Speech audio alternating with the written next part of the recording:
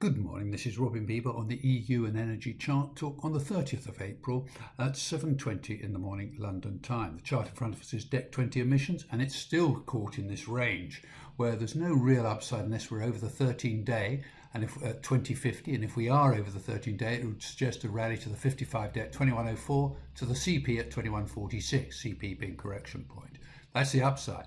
On the downside, no real downside unless we can get below 2010, in which case we'll have a target about a buck lower to 1911, the 34-day moving average, and 1874. And really, the short-term moving averages are acting as either trapdoors to support or springboards to resistance. The stochastic is still negative but wavering, so just wait for the break. And at the moment, staying neutral seems to be the best plan. MBP, still struggling, but now quite erratic and dangerous. It tried to rally up above the 8-day moving average through the 5 to the 8 yesterday and failed and closed back below the 5.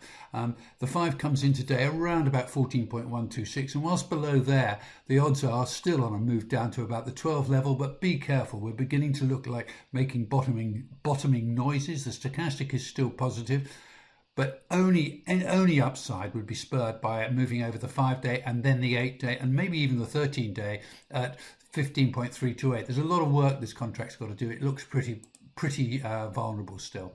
And on the winter MBP, still got a target to 3120.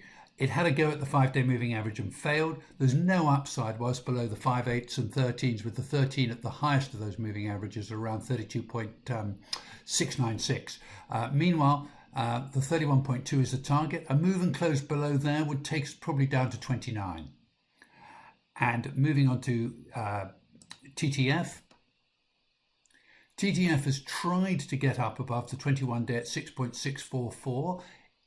It needs to move and close over 6.644, the 21-day, to have a target higher to 7.224.